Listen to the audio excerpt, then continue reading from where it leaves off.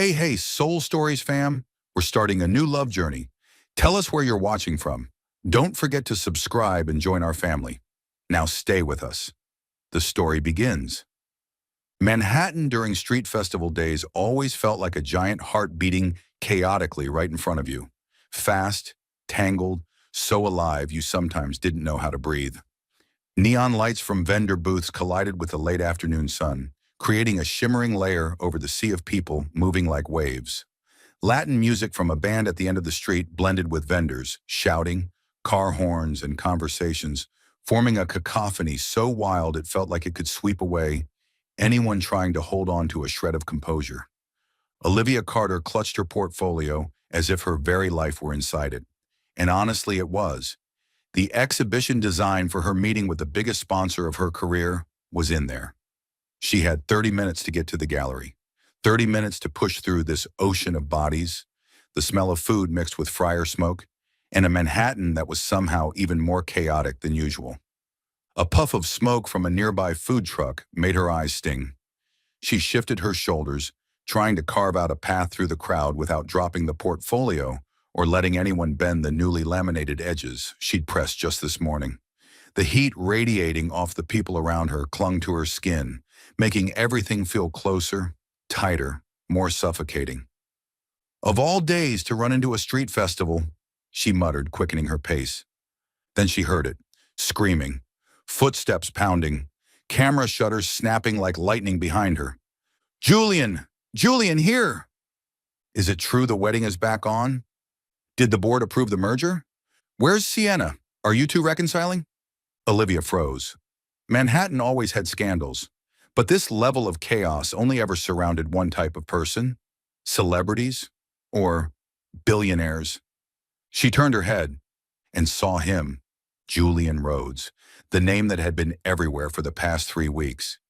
Heir to New York's biggest tech conglomerate, a Silicon Valley prodigy, and the groom in the wedding of the century, arranged between two powerful families with Sienna Hartford.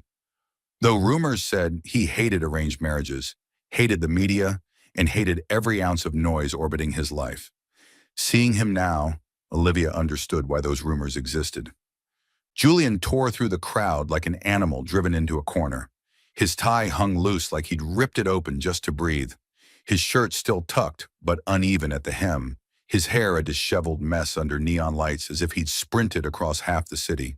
His breath was ragged, his eyes sharp, his chest rising and falling. He didn't look like the cold CEO from magazine covers. He looked like a man trying to escape his own life.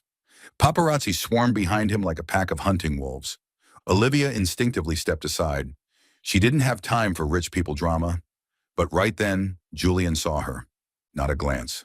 A look, direct, unwavering. As if she were the only still object in a Manhattan spinning out of control.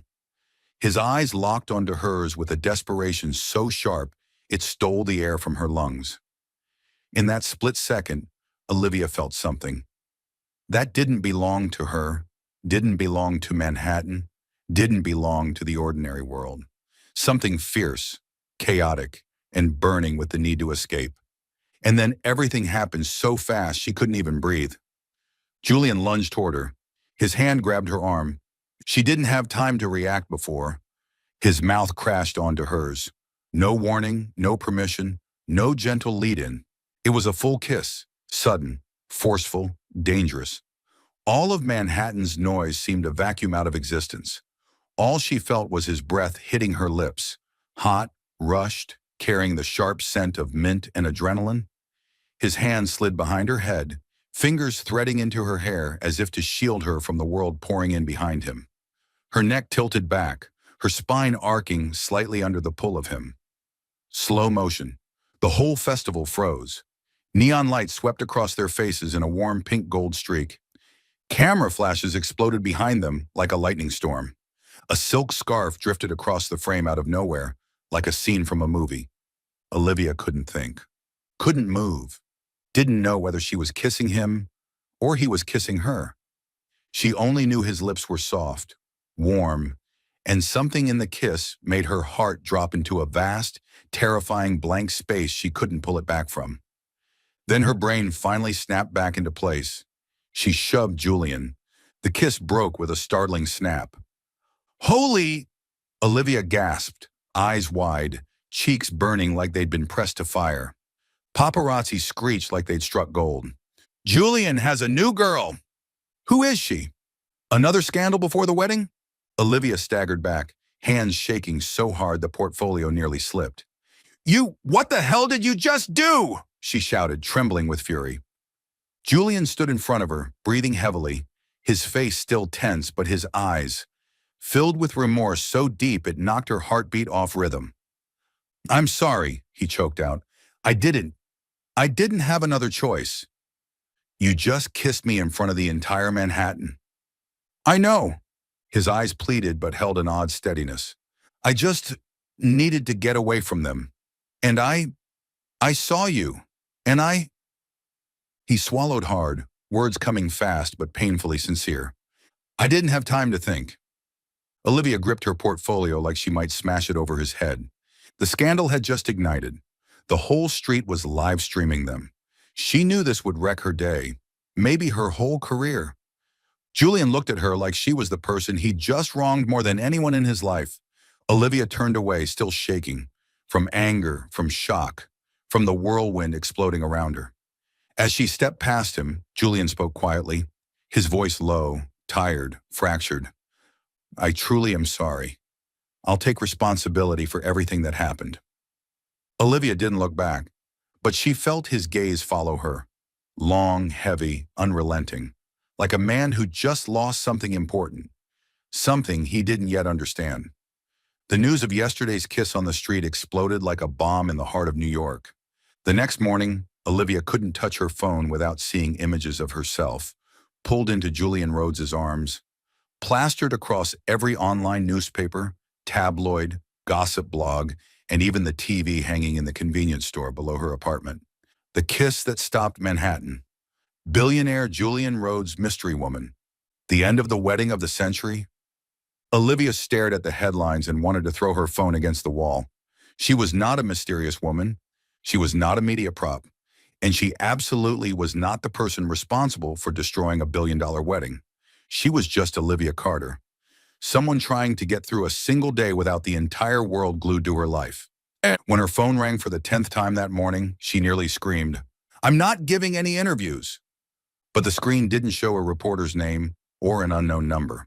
It was a message. Julian Rhodes, please, just meet me once. Give me 10 minutes. I need to explain. Olivia tightened her grip on her bag strap, her heart pounding with a mix of irritation and an annoying flicker of curiosity. She owed him nothing, but she wanted this over with. Fast, clean. Fine, she typed back. 10 minutes. The cafe they met at wasn't the kind of place CEOs frequented. It was small, quiet, bathed in warm golden light and dark wood, tucked behind a row of red brick buildings in Brooklyn. Julian was already seated. He looked more put together today. Crisp white shirt, tie properly knotted, but his eyes, those famous steel gray eyes that always seemed detached from the world, were shadowed, sleepless. As if he had spent the night thinking too much. Olivia stood by the table, not yet sitting down. You have 10 minutes, and she said. He swallowed, then gestured for her to sit, careful and tentative, as though afraid he might break something fragile. I didn't mean to kiss you, Julian began, voice rough with exhaustion. I was cornered. The paparazzi. You can't justify a boundary violation with media pressure, Olivia cut him off. I don't care about your reasons. Julian's fingers tightened slightly around the edge of his coffee cup, his gaze dropping. I know, he said quietly, and I truly am sorry. For a fleeting second, Olivia saw sincerity in his eyes, but she refused to soften. So why am I here? Julian inhaled deeply, then placed a thin folder on the table. I have a proposal, he said. You and I pretend to date for 6 weeks. The public will believe the new narrative, and the arranged wedding story will cool down. In return, I'll fully fund the children's art program you've been struggling to run alone. Olivia stared at him as if he'd just announced he was from another planet. She slowly lifted the folder, opened it, and saw an entire breakdown of terms, detailed budgets, and sponsorship allocations. Julian Rhodes, tech billionaire. A man whose every breath the world monitored.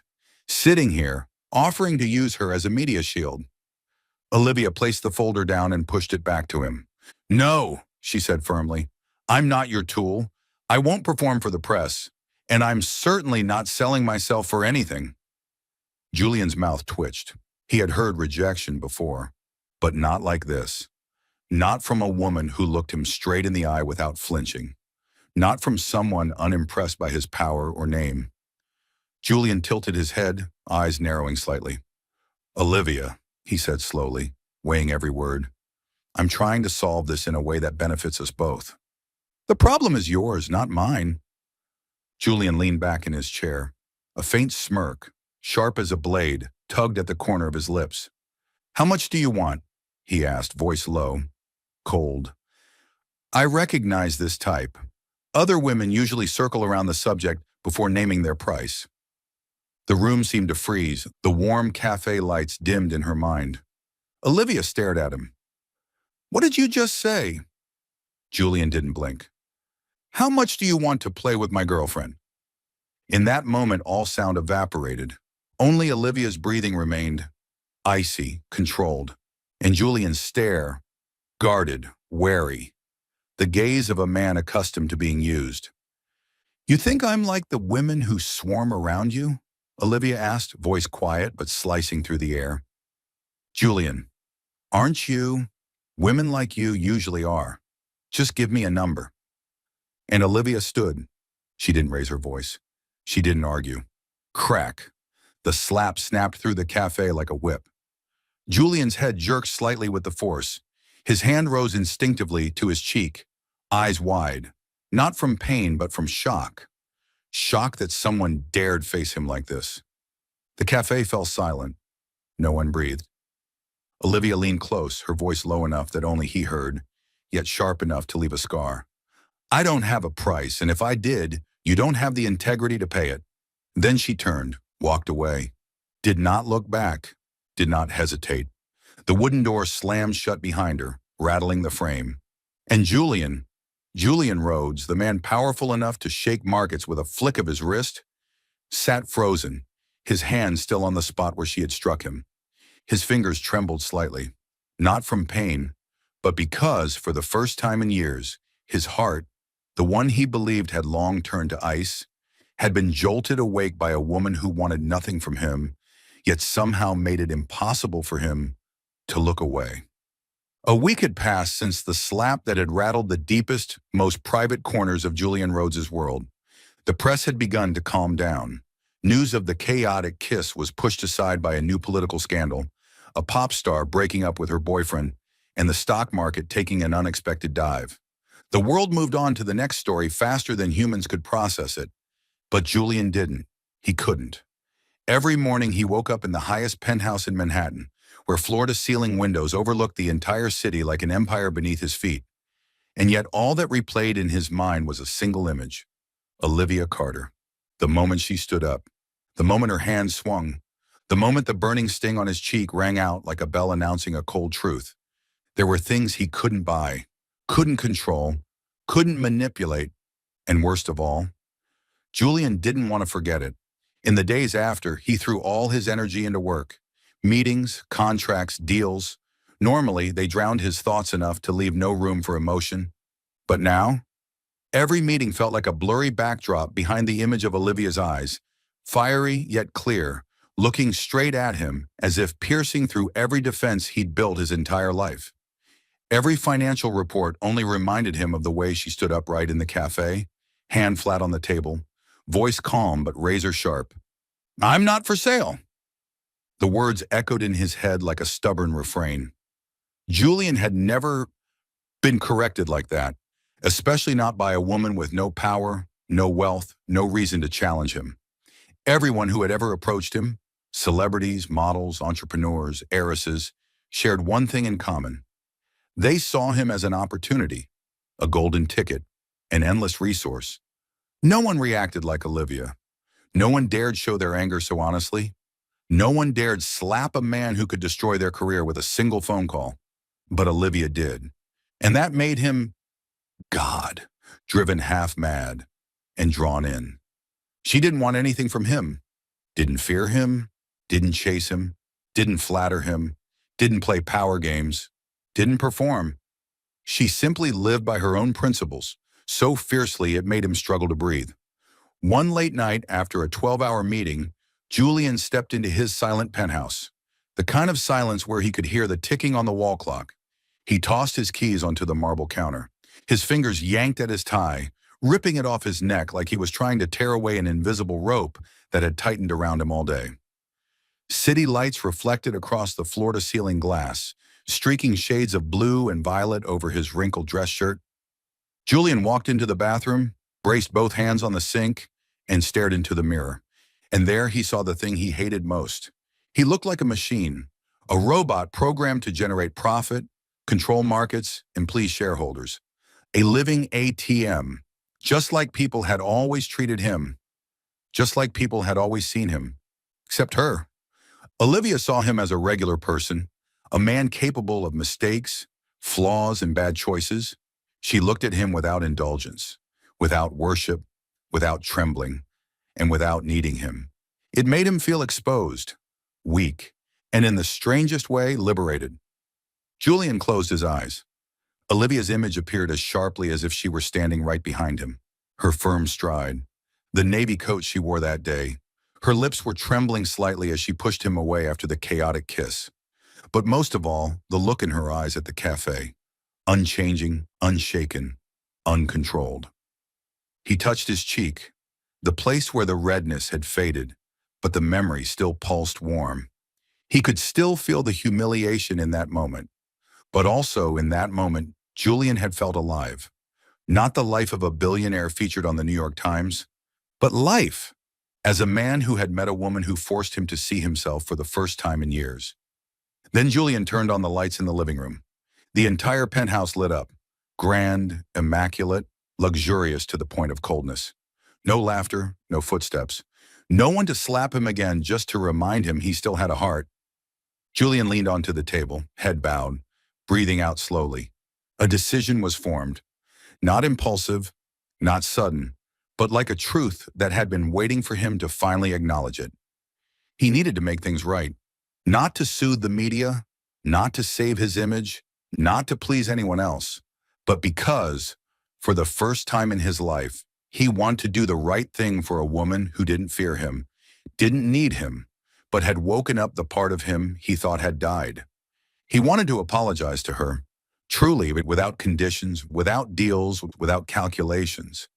And if he were lucky, he wanted to see those eyes again, not full of fury, but maybe, just maybe, softened even a little. Julian opened his eyes, stood up straight. The decision was sealed. Tomorrow he would go find Olivia Carter, not as a billionaire, but as a man who needed to fix the biggest mistake of his life. The next morning, while Manhattan was still struggling to wake under a thin veil of dawn mist, Julian Rhodes stood in front of an old brick building in the South Bronx, a place he was certain he had never set foot in his entire life.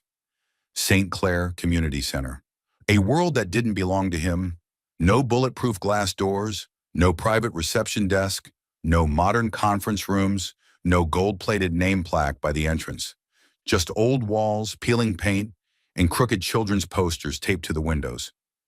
Julian took a deep breath, straightened his collar, and stepped inside. And it was another universe. Soft morning light filtered through the large windows, scattering across the worn wooden floor and forming shimmering halos. The air carried the scent of watercolor paint, molding clay, and something warm and buttery, a sweet combination he couldn't remember the last time he'd smelled. Children's laughter burst from a room to the left, bright, unfiltered, and real. Not like the fake laughter at charity galas he was forced to attend. This was genuine. He approached the doorway, then froze. Olivia was there, crouched on the floor, her cream sweater hugging her petite frame, a paintbrush in hand as she helped two kids mix green paint. The children orbited around her like tiny planets circling the sun. "Miss Liv!" A curly-haired girl hugged Olivia's leg, her face smeared with red paint. "I made a heart." Olivia laughed, a sound that lit the room as if someone had added another layer of sunlight. Not a polite laugh, not a professional laugh, but a laugh bursting with life, something he had never seen on her lips the day they first met in the chaos of that crowded street. Julian's chest softened, literally. For the first time in years, his rib cage tightened, not from stress, but from an unfamiliar warmth he thought he was incapable of feeling anymore. He watched for a few seconds, or maybe minutes. He wasn't sure, until Olivia finally looked up. Her eyes landed on him. No surprise, no panic, no avoidance. Just a raised eyebrow. Very much Olivia. "What are you doing here?" Julian opened his mouth ready to say, to apologize, but she held up her hand. "If you came to apologize, don't bother." She set the paint tube down, stood up, and continued. "If you're free, help carry boxes. The center got a shipment of supplies today, and we're short on hands." Julian blinked. He expected her to kick him out, or ignore him, or avoid him altogether. Instead, she was assigning him tasks. Olivia crossed her arms, tilting her head, a spark of challenge in her eyes. "What? You're a billionaire. You can handle that, right?" It felt like someone flipped a switch inside Julian. Not insulted, not threatened. He wanted to prove himself, immediately, not to the world, to her. A brief silence passed before Julian walked fully into the room, as if the decision had always been made. He removed his watch, a Patek Philippe worth more than a car, and placed it on the table. Then he rolled up his white shirt sleeves to the elbow. His forearms flexed, muscles carved beneath his skin, veins tracing sharp lines along his arms. Sunlight skimmed across his tanned skin, creating a soft glow over muscles belonging to a man born for boardrooms. Not manual labor. Olivia noticed. Her heart, won against her will, skipped. She said nothing, but her gaze lingered a second too long, and Julian caught it. For the first time in days, the corner of his mouth lifted, so faint most would miss it, except Olivia. "Where are the boxes?" he asked, voice low, deep, and a little provocative. Olivia studied him, as though weighing whether he'd bolt at the first need for effort. Finally, she pointed down the hall. "End of the corridor. The ones labeled food supplies go here." Julian nodded and left without complaint. The moment he disappeared around the corner, a little boy tugged Olivia's sleeve and whispered, "Miss Liv, is he your boyfriend?" Olivia burst out laughing, cheeks slightly flushed. "No, he's not." But she wasn't entirely sure her voice sounded convincing. Julian found the boxes at the end of the hallway, stacked so high they looked ready to topple at any second. He didn't hesitate. He bent down, gripped the largest box and lifted it, muscles tensed, breath steady. In that moment, he realized he had never done this before. Never hauled supplies, never lifted 25 to 30 kilogram crates, never used his hands for physical work. But he didn't stop. And each time he returned and set down another box, the children burst with admiration. "Wow, you're super strong. You're tall like a superhero. Mister, what's your name?" Julian, the cold billionaire, the man who made boardrooms tremble, was suddenly surrounded by a swarm of kids, peppering him with questions. He laughed, truly laughed. Not the forced grin at a gala, not the polite smile of the wealthy, a real laugh, soft, tired, but warm. Olivia watched. Her heart sank, in the gentlest way. This man she had slapped just a week ago. This man she assumed only solved problems with money. This man who commanded, negotiated, and demanded for a living was now kneeling to wipe a smear of green paint off a boy's nose like it was the most natural thing in the world. Olivia swallowed and realized she no longer saw him the same way. By the 28th box, Julian Rhodes still maintained the polite composure of a top New York CEO. By the 35th box, his breathing had grown heavier, and the collar of his dress shirt was damp with sweat. By the 46th box, the fabric clung to his shoulders and chest as if it had been tailored to show off every line of muscle. And by the 50th, the final box, Julian could barely stand steady as he set it down on the floor. He braced both hands on his thighs, head bowed, breath broken. A bead of sweat slid slowly from his temple down his neck, crossing his collarbone before disappearing beneath the soaked cotton of his shirt. In the amber glow of the late afternoon sun streaming into the classroom, the scene looked like a slow-motion film shot with perfect lighting. And Olivia saw everything. She tried to look away, tried to keep her expression neutral, tried not to react. But no, a faint warmth spread across her cheeks, a betraying, involuntary sensation she couldn't stop in time. Not because Julian was handsome, like someone who'd stepped out of a magazine. Olivia wasn't dazzled by appearance. It was the image of a tech billionaire, a man used to giving orders, not carrying boxes, standing in a modest classroom, drenched in sweat, panting, yet stubbornly pushing through a task that did not belong to his world. All of it, simply because she told him to. Uncle Julian likes Miss Liv, doesn't he? The voice of an 8-year-old boy suddenly rang out, slicing through the atmosphere. Olivia jerked. Julian lifted his head. 3 other kids joined in with a synchronized, "Ooh," like a chorus. Uncle's about to pass out, but still smiling at Miss Liv.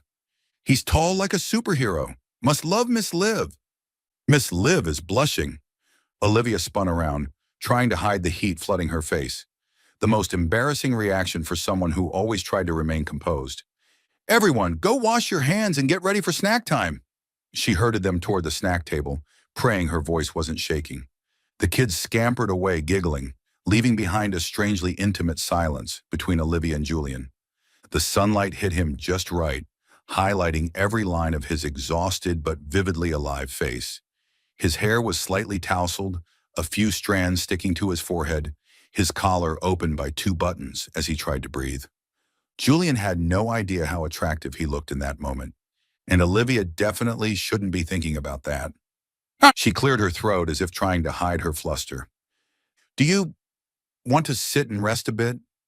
Julian straightened, inhaled deeply, one hand on his hip while the other wiped sweat from his neck with the back of his hand. "No," he said before exhaling hard. "I'm fine."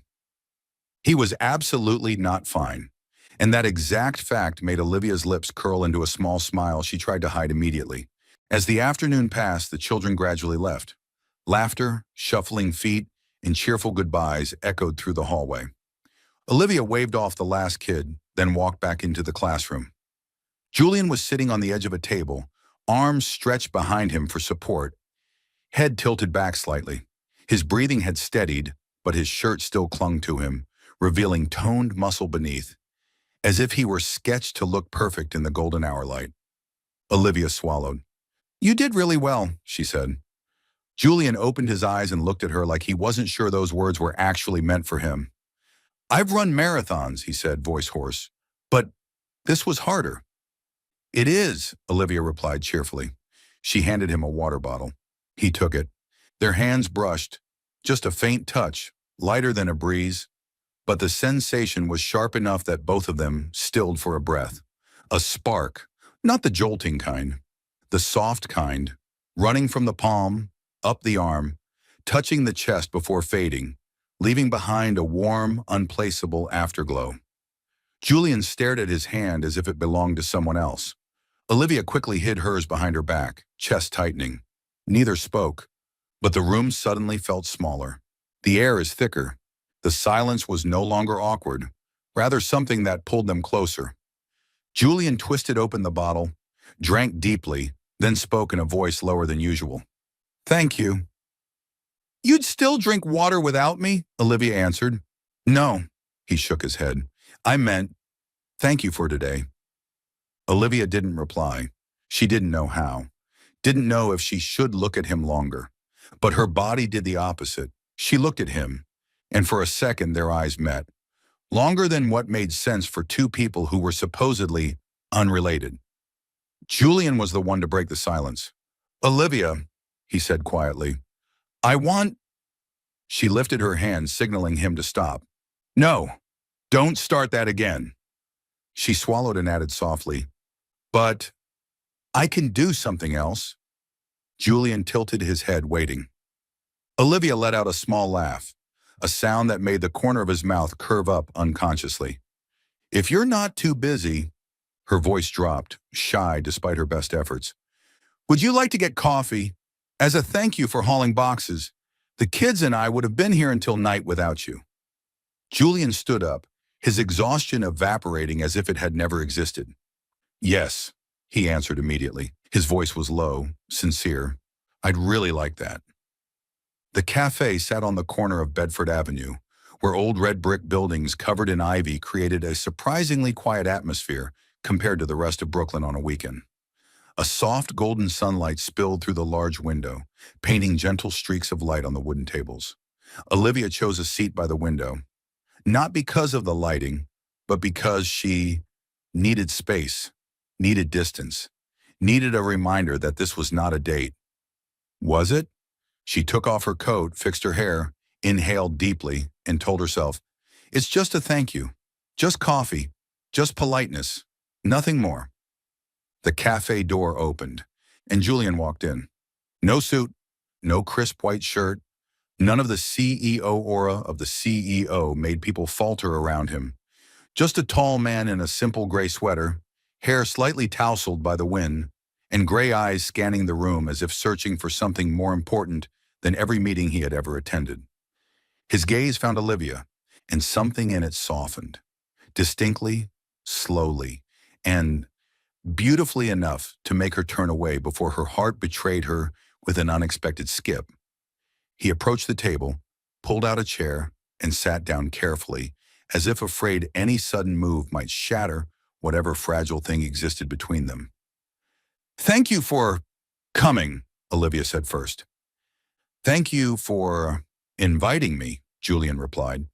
They both smiled, the kind of shy smile that wasn't intimate, yet no longer distant. A dangerous smile because it cracked open a door they both knew could lead somewhere bigger. Julian set his beanie on the table and leaned forward, hands laced together. I really want to say, he paused to find the right words. I'm sorry, truly, deeply sorry for what I said that day. His voice wasn't the cold tone of the feared tech mogul anymore. It was the voice of a man peeling away his armor, layer by painful layer. A voice reserved for one person. Olivia studied him for a long moment, then nodded. I know, she said, and I can see you're trying to make it right. Julian exhaled as she had just removed a stone from his chest. I'm not used to being called out, he admitted. But you, he cleared his throat. You made me look at myself. Olivia lifted her chin slightly, her eyes curving with a hint of satisfaction. Good, she said. Everyone needs a slap of clarity once in a while. Julian laughed. A low, genuine, beautiful sound that made Olivia turn toward the window to hide the smile threatening to break loose. The drinks arrived. Olivia ordered a latte. Julian ordered mint tea, a choice that caught her off guard. You drink tea, she asked. Only when I need to focus, or when I don't want to look intimidating. You think you're intimidating? And you think I'm not? Olivia turned her latte cup slowly in her hands. You are intimidating, she said bluntly, but not in the way you think. Julian tilted his head. In what way, then? Like someone with too many walls. People touch them and only feel cold. She held his gaze. But today, you're not that cold. Julian forgot to breathe for a second. His eyes flicked down to her hands resting on the table, and Olivia felt it as clearly as if he had touched her. Thank you for seeing me, he murmured. Afternoon light glowed along his hair, forming a faint halo. Olivia had to force herself to look away before she stared too long. She bit her lip. I invited you for coffee, she said, changing the subject. Not for a psychological analysis. You're exceptionally good at both, Julian replied. Olivia was so flustered that she had to lift her cup to hide a shy smile. The space between them wasn't the space of reconciliation. Wasn't the polite distance of acquaintances. It wasn't a transaction. It was more, not lovers, but more than friends. A thin, warm layer of something unnamed began stretching between them, neither daring to touch it, both undeniably aware of it. Julian broke the silence first. Olivia tilted her head slightly, her soft brown eyes warm, sunlight reflecting in them like a thin coat of honey. Julian looked at her, not avoiding, not pretending calm. He looked at her like a man trying to keep his distance, but losing that battle in the most graceful way possible. So, his voice dropped, smooth and low like jazz playing in the background. Do I get to see you again? Olivia rested her elbow on the table, leaning in just a little, just enough to shift the air between them. Maybe, she said, a smile brushing her lips, soft, playful, dangerous. If you don't bring your wallet next time to ask how much I want, Julian laughed. This time it wasn't polite or guarded. It loosened his shoulders, softened his sharp features, made him look human, warmer, better. And Olivia realized she had just created a very big problem. Deal, he said, voice quiet but clear, like a promise meant for her alone. A smooth hush settled across the table. Not awkward, not forced, the kind of calm that only exists between two people beginning to care, yet too cautious to name it. Sunlight grazed Olivia's cheek. Julian tilted his head, almost unconsciously, just to look 1 second longer. Olivia drew in a deep breath to steady her heart, but her heart refused to listen. She stood first. Julian rose with her, instinctively. I'll text you, Olivia said. I'll wait, Julian replied. Their breasts passed each other for a split second, close enough for Olivia to catch the faint scent of mint tea on his lips, distant enough for both to pretend they were still in control. Just a moment. But it was the moment that opened the door to everything that would come next. 3 days after that coffee outing, Olivia walked into the community center like she did every other afternoon. Yet her heart didn't feel like every other afternoon. She didn't want to admit it, didn't want to let herself think about it. But as she was rearranging the easels, part of her wondered, would he come today? She wasn't the type to wait for anyone, wasn't the type to hope for a man's appearance, especially the kind of man whose power could make people lose themselves. But precisely because Julian hadn't acted the way she'd heard about him, that was what made Olivia waver in ways she wasn't prepared for. The door opened, and Olivia heard that familiar voice, slightly roughened by the cold. I brought more boxes. She turned around. Julian Rhodes, carrying 3 stacked boxes of supplies, his breath forming white puffs in the icy air, was trying to steady himself as if he'd done this his whole life. But clearly he was struggling, very much struggling. And strangely, Olivia felt warmth bloom in her chest at the sight in a way she couldn't explain. You don't have to bring that many every time, she said, stepping over to take one box from him. Julian exhaled sharply.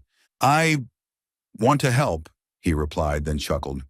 Or maybe I'm just trying to prove I can carry things like a normal person. You're not normal, Olivia said softly, and not because you're a billionaire. Julian froze for a moment, looking up at her, an expression that made Olivia look away just to keep her heart steady. Good or bad? He asked quietly, his voice low enough that only she could hear. Olivia pressed her lips together, offering no answer. But she gave him a small smile, and that was enough. That afternoon, the kids rushed in like a swarm of little bees, brightening the whole room.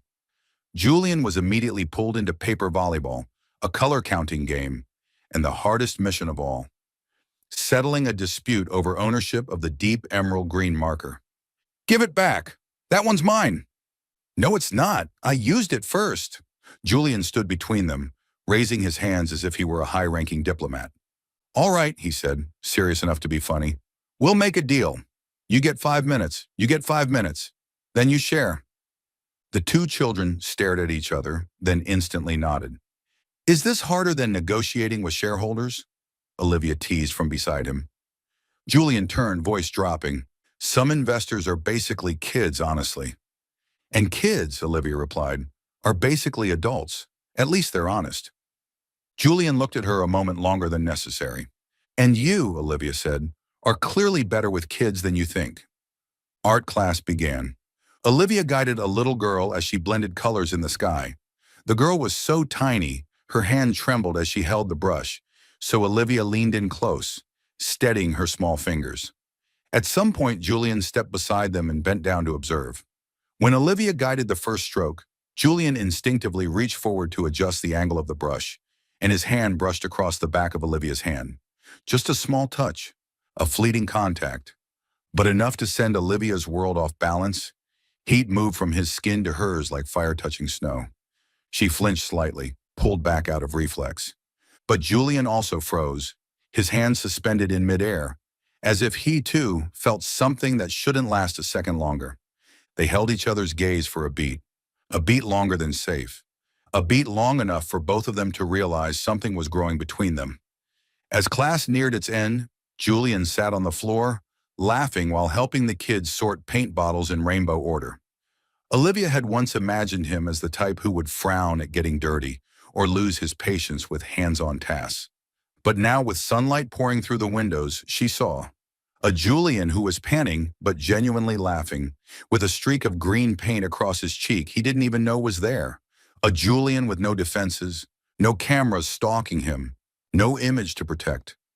Just a man trying to be someone better. And that made Olivia soften completely. At the end of the session, as they stood side by side cleaning the paint trays, the distance between them was maybe 10 centimeters. The afternoon light hit one side of Julian's face, making his gray eyes gleam like the ocean. Olivia bent down to pick up a box of paints. When she stood, her face ended up dangerously close to his, barely a breath away from not being appropriate. His breath brushed her forehead. Her breath brushed his neck. Olivia felt her heartbeat lose its rhythm. Julian whispered, not intentionally seductive, but like a truth forced out of him. Today was beautiful. The kids painted well, Olivia said, trying to lighten the weight in the air. Not just the kids, Julian murmured, voice barely for her ears alone. Olivia quickly turned away, tucking supplies onto the shelf to hide the smile that had slipped out. You should go, she said, her tone softer than she intended. It's getting dark. I'm coming again tomorrow, Julian said. Olivia didn't turn around, but her lips lifted. That's your choice. No, Julian replied, slower now, as if confessing something important. It's what I want. As he left the classroom, Olivia stayed behind for a few quiet seconds in the fading light. Her chest still felt tight, her cheeks still warm. Her hands still remembered the brush of his skin. She braced her hands on the table, inhaled deeply, and wondered, softly, but enough to send a tremor through her whole body. Was she starting to like him? That afternoon, the community center was quieter than usual. The children had just left class, leaving behind the faint smell of watercolor paint. Sheets of paper scattered everywhere, and streaks of sunset on the floor, glowing honey orange like spilled nectar. Olivia was gathering trays of paint when she heard something being dragged in the storage room. She followed the noise, pushed the small storeroom door open, warm yellow light flickering, and found Julian bent over, lifting a heavy box off a shelf. The muscles in his wrist tightened, veins rising beneath his skin, the gray sweater stretching over broad shoulders. A bead of sweat slid along his sharp jawline, and Olivia had to look away before she stared for too long. You don't have to carry that, she said, her voice gentle but edged with reprimand. I know, Julian replied, lowering the box with a strained breath. But I wanted to help. Olivia crossed her arms, leaning her shoulder against the doorframe, smiling. Julian Rhodes, voluntarily cleaning storage. If I told anyone in Manhattan, they'd think I was making it up. Julian let out a dry chuckle, bracing a hand against the box and exhaling. But when he lifted his head, something in his gaze had shifted. A quietness, a depth, as though a layer of his defenses had just slipped. Olivia, he said slowly, can I tell you something? His voice was so different that Olivia straightened and stepped fully into the room. Of course. The storage room was small, and the tight space narrowed the distance between them into something almost intimate. The yellow light cast over their faces, creating a strangely warm atmosphere. Julian leaned back against the wooden shelves, stared at the empty air for a moment, then looked at her again, this time without the armor. I was born into a family where everything was measured by things that shouldn't be measured. Money, power, profit margins. There was no room for feelings, no softness, no love. He laughed softly, but it wasn't amusement. Even at dinner, people talked about the stock market and mergers. I learned very early that love makes you weak, and that everything can be bought. Olivia said nothing, but her eyes never left his. Julian continued, voice lower. My engagement to Sienna was the same, just another transaction. Two families calculating who would gain what, how many shares would be traded, how the media would react. His hand curled slightly into a fist, as if trying to shake off something buried deep. I fought it. I tried everything. But they said, if I don't marry someone else by the end of this year, then Sienna is the mandatory choice. Olivia frowned. Mandatory? My family does business in a way where no is not an option. His gaze dimmed. There are contracts you find yourself signed into before you even understand who you are. Olivia didn't respond right away. She leaned back against the door, her eyes holding something that wasn't pity, wasn't judgment, but understanding.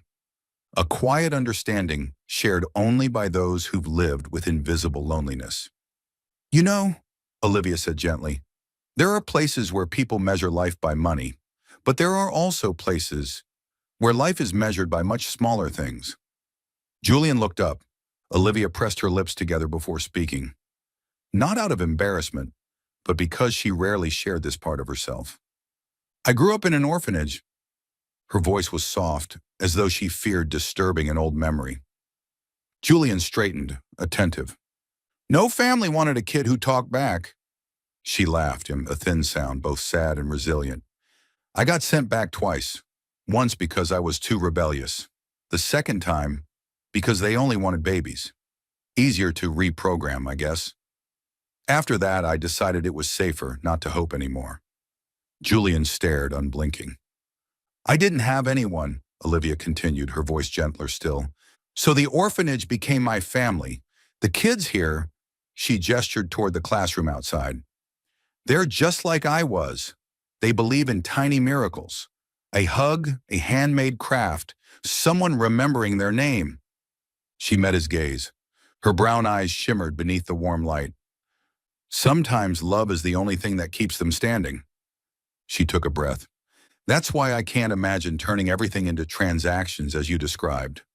But I do understand what it's like to grow up in a world that never taught you how to love. Julian didn't speak, but something in his expression shifted. No more confusion about opening up. No more distance of a CEO and a glass tower. Just a man listening to a woman, really seeing her for the first time. I'm sorry, he whispered, that you had to grow up like that. Olivia shook her head. No, don't be. I don't need pity. I'm stronger because of it. She looked at him for a moment, then added, and because of it, I can see you're not as cold as people think you are. Julian swallowed, his eyes softening until they nearly melted. Olivia stepped closer. Not flirtatious, not deliberate, but like someone instinctively drawn toward another bearing wounds shaped like her own. She lifted her hand and placed it gently on the back of his. You're not cruel or empty like you think, Julian. The touch was soft, yet it struck something inside him no one had ever reached. Julian looked down at their hands. Neither of them spoke. The small room seemed to shrink around them, the yellow light wrapping them in a strange, tender cocoon. He leaned slightly toward her, slow, hesitant, controlled, but undeniably wanting. Olivia didn't move away. In that moment, dangerous, fragile, beautiful, painfully beautiful, Julian almost. Clack. The door burst open. Miss Liv! We found you! Both of them jolted apart like they'd been launched by the same invisible force. Julian nearly hit the shelf. Olivia almost dropped a box of paint. The children stared at the two adults, eyes wide, tilting their heads as if dissecting a state secret. Then they erupted in laughter. Miss Liv is blushing. Mr. Julian, too. Why were you standing so close? Olivia flushed, herded the kids out. Nothing happened. Out. Julian coughed, trying to compose himself, but the corner of his mouth betrayed him, tugging upward. Olivia turned back, cheeks crimson, but her gaze softer than he had ever seen. Today, he said quietly, thank you for sharing that with me. Olivia smiled, a real smile, warm enough that Julian felt for the first time as though he'd just been pulled out of a place with no light. Greenwich House pottery sat quietly in a corner of the West Village, the brownstone building tucked between rows of yellowing maple trees, like something lifted straight out of an early century autumn painting. The warm light behind the glass windows made the place look like a small breathing gallery. Olivia led Julian inside. The space was wide, high-ceilinged, with old wooden shelves filled with works waiting to dry. The smell of damp clay, ceramic glaze, and a faint hint of artisanal incense blended into an atmosphere that felt warm, grounded, and strangely peaceful. A steel pottery wheel sat in the center of the room. Above it hung a vintage brass lamp, its amber bulb making everything look like a scene from an indie film shot on 16 millimeter. "This is my favorite studio in the city," Olivia said as she slipped off her coat and tied her hair up. "It keeps the soul of old Manhattan from 100 years ago." Julian touched the rim of the wheel, letting his fingers glide over the worn grooves in the metal, marks of time she'd grown to love. "I can see why," he murmured. His voice echoed softly in the quiet room, warm, slow, almost a whisper. Olivia poured water over the lump of clay, her movements smooth, instinctive, practiced. Julian stood beside her, hands in his pockets, but his eyes didn't leave her hands. She glanced up at him. "Want to try?" "I've been waiting for you to ask." "No!" Olivia placed the clay in the center of the wheel and lightly patted it to stabilize it. Julian sat close, angling his body toward her. The entire old echoing studio suddenly shrank into a single point, where the two of them sat. "Put your hands here," Olivia instructed. She guided his hands to the clay, water seeping onto his skin, cold, soft, smooth. "Slowly," she whispered. Julian followed. Too much pressure. The clay tilted hard to the left. "You're threatening the vase," Olivia laughed. "I'm not used to something this soft," Julian admitted. "Oh," Olivia tilted her head. "You're only used to controlling things tougher than this?" Julian looked at her long enough that Olivia had to glance away. His eyes in this old amber-lit room were gentler, deeper, like warm light on half-dried glaze. "Maybe," he said slowly, "maybe I only soften for certain things, certain people." Olivia swallowed, pretending she didn't catch the meaning. She placed her hand over his. Hers was smaller, softer, yet steadier than he expected. "Let me show you." Their fingers laced lightly, unintentionally but perfectly, and Julian felt the world contract into a single hot point radiating from their joined hands. The wheel spun faster, and the clay rose like a budding stem. It wobbled. Olivia immediately leaned forward, hands hugging the curve of the vase as it was forming. But because she leaned too close, her shoulder pressed fully into Julian's chest. She started to pull back, but Julian's breath brushed the back of her neck before she could. Olivia froze. His breath, warm and slow, hit the thinnest skin on her body. Her heartbeat slammed, drumming in her ears like distant percussion. Julian spoke softly. So softly his breath stirred a few strands of hair at her nape. "Are you cold?" Olivia wasn't cold. She was burning, enough that she had to close her eyes. "No," she said. "Just a little tense." "You don't have to be tense," Julian murmured, his voice like a lullaby. "I'm right here." She turned her head, slowly, and in that moment the distance between their faces was 1 centimeter. Their breaths mingled, half hesitation, half surrender. Julian lifted his hand, not touching her, just hovering beside her cheek, asking with his eyes. "Olivia!" Her name on his lips sounded like a prayer. "Yeah," she whispered, "if I kiss you." His chest brushed her back as he bent closer. "This time it won't be because I'm running from paparazzi." Olivia shivered, visibly. Julian lowered his forehead to hers, his breath skimming her lips like a near touch. "This time, it's because I want to." The words opened a door. Olivia turned fully to face him, and immediately their lips met. A first kiss that wasn't rushed, wasn't fiery, wasn't frantic, but deep, very deep, like an old jazz record echoing in a warm, high-ceilinged room. Like the kind of kiss shared by two people who had been hurt for too long, now finding shelter in each other. Julian's hand slid to the back of her neck, pulling her closer. Olivia pressed both palms against his chest, feeling his heartbeat, fast, uneven, mirroring hers. When they finally pulled apart, their breasts were still tangled. Julian rested his forehead against hers. "You okay?" he asked, voice trembling before he could hide it. Olivia laughed softly, warm as lamplight on the spinning wheel. "I'm okay," she said. "More than okay." Then she added, quiet but enough to stop Julian's heart. "But you did ruin the vase." Julian looked down. Sure enough, the clay had collapsed completely. He let out a low, beautiful laugh. "That's fine," he said, taking her hand. "We'll make another one. From the start." That afternoon, Olivia was tidying up paint boxes when she heard the sharp click of heels striking the old tile floor of the community center, a sound that belonged neither to a parent nor to any volunteer. Louboutin heels, pointed and precise, predatory. The classroom door swung open. Olivia turned, and instantly knew who stood there. Sienna Blackwell. She looked like she'd stepped straight out of a magazine cover. Platinum blonde hair flawless to the last strand. A white Thoreau dress clinging to her form like it had been sculpted onto her, pearls glistening at her ears, and a smile so cold the room temperature seemed to drop. But what made Olivia tighten her grip on the paintbrush was the way Sienna surveyed the center, as if she'd walked into a shabby pet shelter. "Oh," Sienna purred, voice light and dripping with poison. "So this is the adorable little place he keeps sneaking off to." Olivia kept her tone steady. "Do you need something?" Sienna stepped deeper into the room, her designer heels crushing children's drawings without a flicker of awareness. "I came to talk," she drawled, eyes sweeping Olivia from head to toe. "He seems very fond of this place, doesn't he? It's so authentic," she smirked. "A bit old and messy, like he's playing dress-up, pretending he's a decent human being." Olivia's fingers tightened around a paint tube, but she said nothing. Sienna moved closer until Olivia could smell her perfume, cold, expensive, and disturbingly devoid of warmth. "You do know who he is, yes?"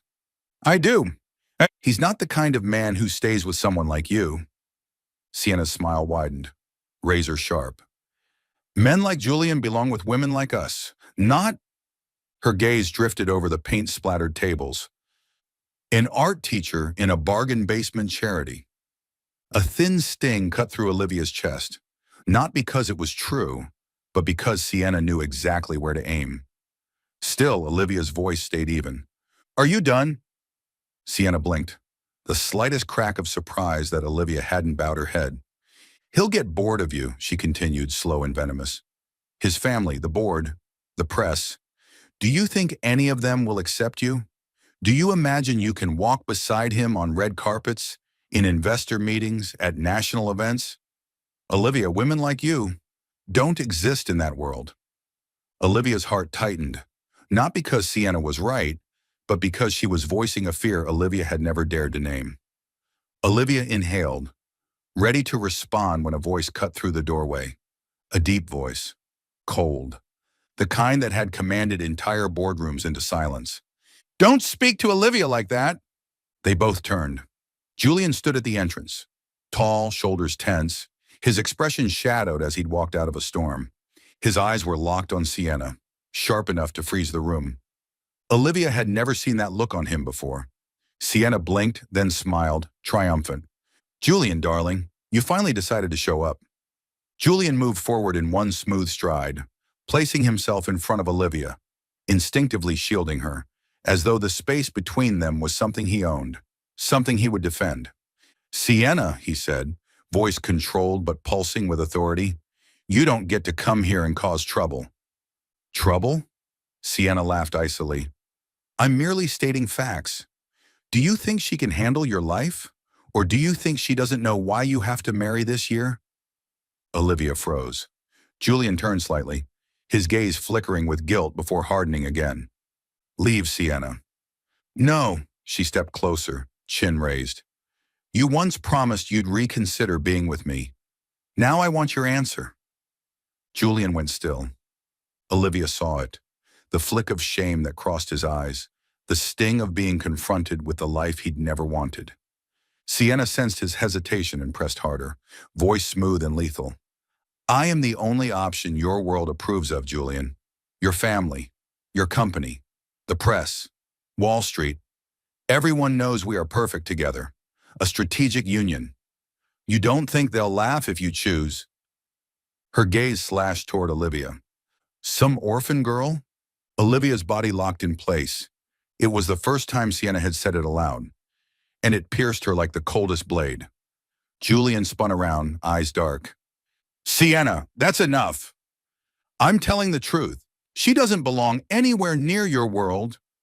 Julian exhaled, a sharp, fraying breath, like someone pushing past the last boundary he could tolerate.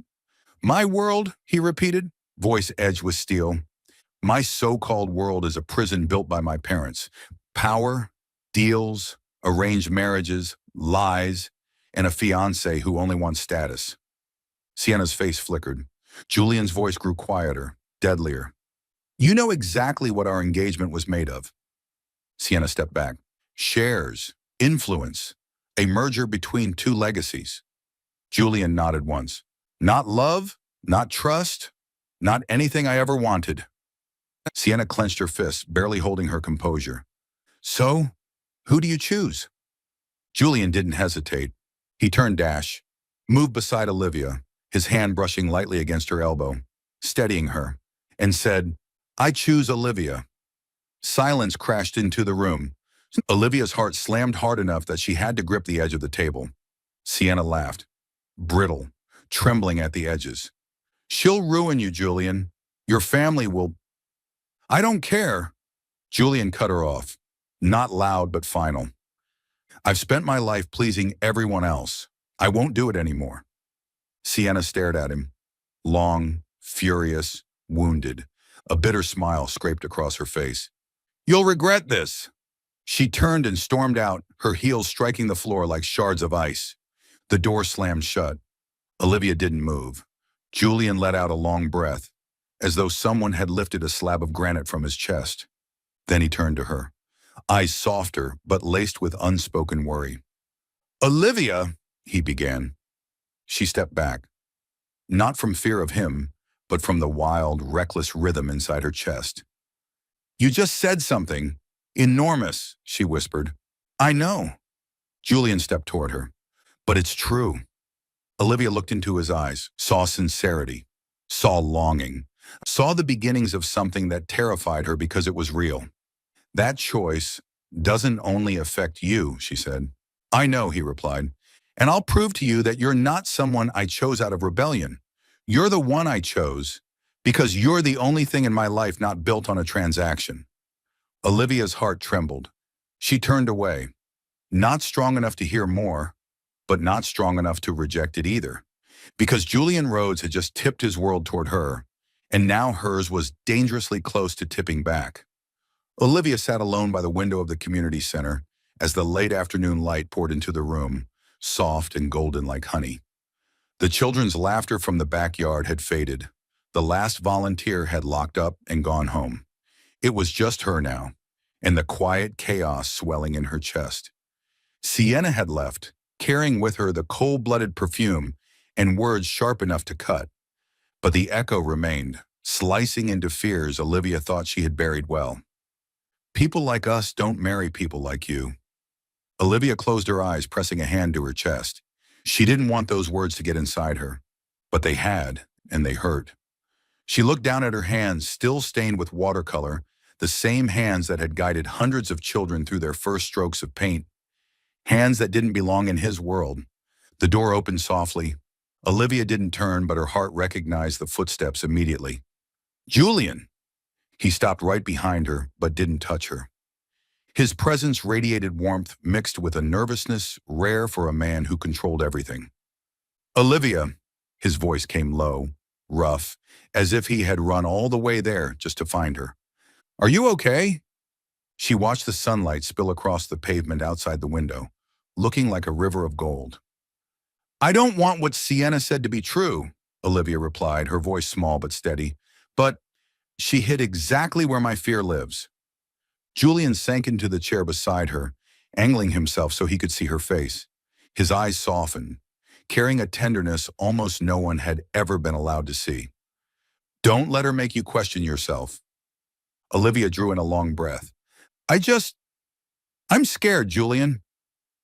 For the first time, she let herself say it aloud. I'm scared you're just swept up in the moment. I'm scared I'll end up as a phase, something that disappears once everything calms down. Julian was silent for a beat, not because he hesitated, but because he was searching for words that were true enough. He turned fully toward her, his hand lifted gently to her chin, then slid to her cheek, a single touch that made Olivia tremble like a tightened string plucked softly. If in glamorous Manhattan he always appeared cold, armored with power and wealth, then now he seemed stripped of it all. All that remained was a man with eyes that held more nights of loneliness than he had ever admitted. Olivia, Julian said slowly. Each word weighted like truth. All my life I was taught that opening up is weakness, that feelings make you lose focus. His fingers brushed down her cheek as if touching the most fragile thing in the world. No one has ever made me want to break that rule. Except you. Olivia's heart pounded so hard she feared he could hear it. Julian leaned in, their foreheads almost touching, breaths mingling, warm, gentle, but deep enough to steal air. She closed her eyes and he kissed her. Not like the chaotic kiss on the street. Not sudden. Not because he was running. This kiss was a choice. Slow motion, the kind you see in films, where the light always finds the most beautiful angle. Julian's arm wrapped around her back, drawing her closer, their bodies fitting together as if they had been waiting for this moment. His other hand stayed at her cheek, holding her like she was something precious he was afraid to break. Lips against lips, slow, warm. Then a deeper, quiet declaration, too soft to speak aloud, yet impossible to deny. The last rays of the sun streamed in, bathing them in a halo of gold, as if the room itself inhaled with the kiss. Olivia placed her hand on his chest, right over his heart, beating fast and unsteady, matching her own. Her fingers curled slightly into his shirt, feeling his breath hitch as the kiss deepened. Julian murmured between breaths, "You're not temporary, Olivia." She didn't answer. She couldn't. She just pulled him in again, letting the kiss continue, sweet, aching, filled with longing that had waited far too long. The camera would zoom slowly here, the golden light, their bodies leaning into each other, breaths blending, Olivia's hair falling over his shoulder, and his hand at her waist like he never wanted to let her go. When they finally parted, their foreheads stayed pressed together, both breathing hard, yet smiling. A small smile, a real one. Olivia opened her eyes, her voice trembling but warm. "Julian, I don't know what the future looks like." "Whatever the future is," he said immediately, soft as wind but firm as stone. "As long as you don't walk away from this moment, it's enough." Olivia let out a breathy laugh, a tear sliding down her cheek. Not from sadness, but from something bigger than she had ever allowed herself to feel. Julian wiped the tear gently with his thumb. "I'm here," he said, "and this time, I'm not going anywhere." Outside the door, the sun dipped behind Manhattan's old buildings. Inside, the room filled with paint dust and childhood memories, they stood together, two people from two different worlds who had somehow found each other in the gentlest moment.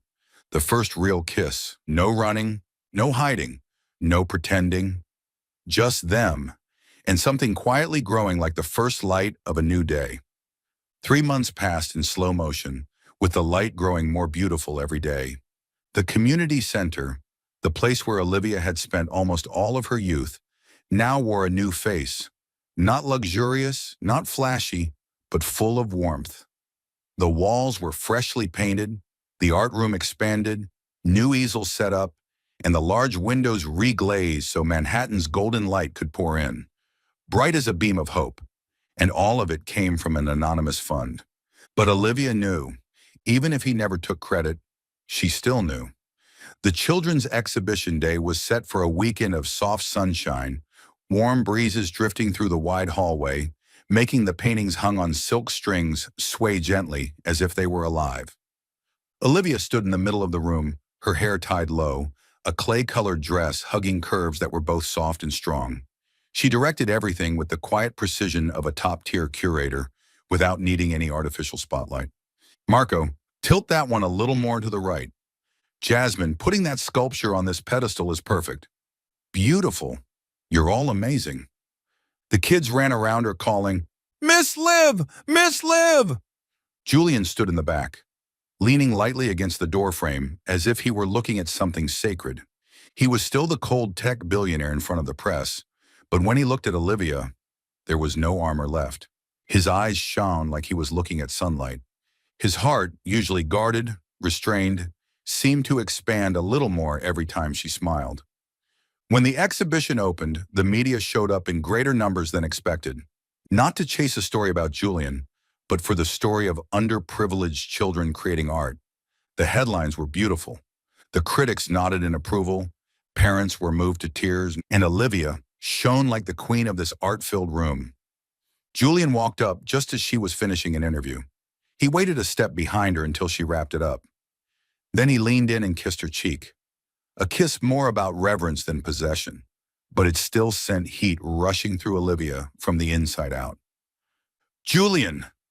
She drew in a light breath, her heart skipping. He whispered close to her ear, his low voice stroking down her spine. That day you slapped me, and I thank God you did. Olivia laughed, giving him a mock glare. Why is that?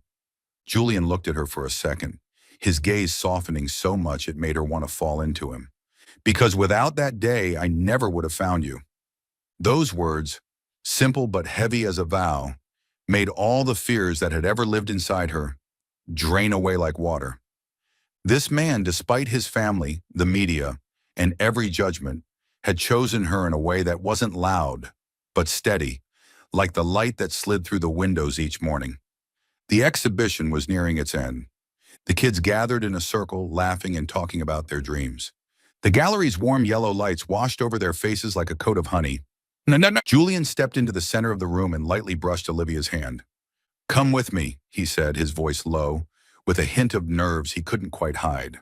Olivia frowned slightly but smiled, letting him lead her to a corner where the light fell the warmest, where the children's paintings of their dreams were hanging.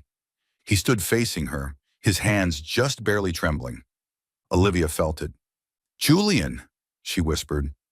He took a deep breath and went down on one knee. The room seemed to stop breathing. Even the kids fell silent, eyes wide.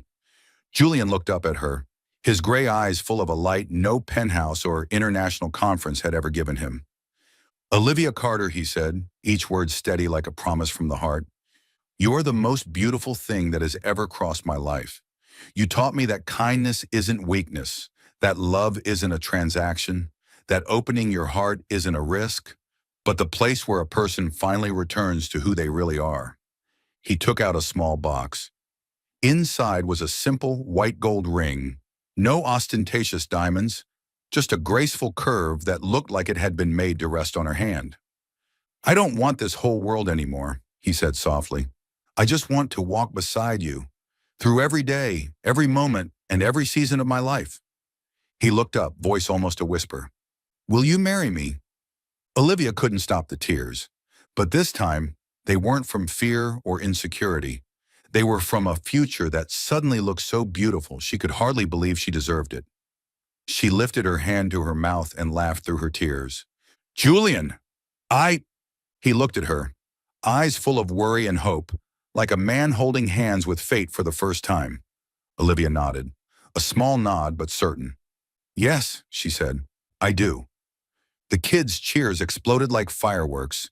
Julian rose and pulled Olivia into his arms, his hands wrapping around her waist as if he wanted to hold on to the whole world, and he kissed her. Among children's paintings under the gallery's golden lights, surrounded by clear, bright laughter, that kiss felt like the most beautiful artwork in the exhibition. Not rushed, not loud and blazing, but deep enough to make Olivia's heart feel like it might fall right out of her chest. His mouth was gentle but sure. His hand pressed to her back, sliding up her spine, drawing her closer. Their bodies fit against each other just enough to feel the warmth, the breath, the life of the other.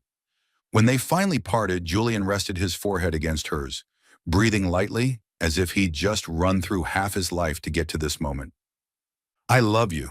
I love you too. And in the far corner of the room, a child's painting of two people hugging in the sunlight, the one Marco had drawn for Miss Liv, shimmered like a tiny prophecy. No love is truly accidental. There are only chaotic moments that lead us to the right person, and that chaotic kiss on that day had brought them to an ending more beautiful than any dream. 5 years later, city lights and a little family. June nights in Manhattan wore a layer of light as soft as silk. On the 25th floor of an old red brick building, the place Olivia and Julian had chosen to build their nest, the windows were cracked open so the summer breeze could slip in, carrying faint music from a nearby park. Olivia sat on the living room floor, hair in a messy bun, teaching their 3-year-old how to color. The little girl had Julian's gray eyes but Olivia's tiny dimples, and she was happily coloring the sun purple while giggling. "Sweetheart," Olivia laughed, "the sun is yellow." The little girl shook her head firmly. "I like purple." Olivia burst out laughing. "Okay, you win." The door opened. Julian stepped in, shirt sleeves rolled up, tie shoved into his pocket, hair slightly rumpled from a long day. But his eyes, when he saw his wife and daughter on the floor, lit up in a way no meeting in his life ever had. He paused for a few seconds, just to look at the two people who had taught him what it meant to have somewhere to come home to. "Daddy!" their daughter shouted, jumping up and running straight into his arms. Julian bent down, scooped her up, and spun her around, making her squeal with laughter. Olivia's heart softened instantly, like it had every day for the past 5 years. "You two are destroying my perfectly respectable apartment, aren't you?" Julian teased, bumping his nose against his daughter's. "No, I'm drawing a purple sun," she said proudly. "Oh," Julian said with mock seriousness, "that's exactly right. Purple is the color of very special suns." Olivia shook her head, smiling as she stood and brushed off her legs. "You're encouraging her rebellion." "I'm encouraging her creativity," Julian said, eyes glinting. He set his daughter down and walked over to Olivia, one hand settling lightly on her waist.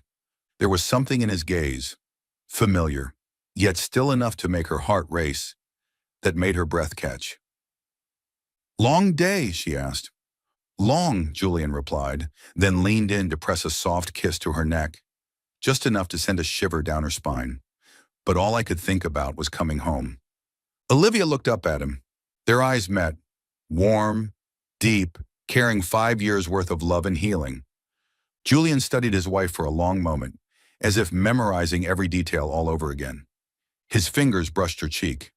"You know," he murmured, his voice low and a little hoarse from meetings all day, "5 years ago, I never thought I'd have a life like this." Olivia smiled, her eyes glistening. "A life like what?" Julian glanced over at their daughter, still busy drawing a purple sun. Then he pulled Olivia closer. "A happy one," he said. "A family where I don't have to perform, don't have to prove anything to the world." He rested his forehead against hers. "A place that makes me feel human." Olivia laid her hand over his chest, the strong, steady heartbeat she had loved from the very beginning. "You deserve to be happy, Julian." He smiled softly, a smile no longer cold like years ago, but so warm it made her want to cry. "I never thought," he whispered, "that I'd find the meaning of my life in a chaotic kiss on a crowded street, and a slap that knocked some sense into me." Olivia laughed and leaned her head on his shoulder. "That slap really did save your life." "And gave me the rest of it," Julian replied, wrapping his arms tightly around her. Their daughter ran over and hugged their legs, wedging herself between them. "Mommy, Daddy, hug me too." Olivia picked her up. Julian wrapped his arms around both of them. The warm yellow light of the living room reflected off this little family. 3 people leaning into one another, laughing, wrapped in the same glow. Outside the window, Manhattan shimmered like a man-made galaxy.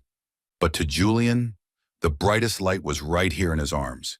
He kissed his wife's forehead, then his daughter's hair, and murmured, "I never thought my life could be this complete."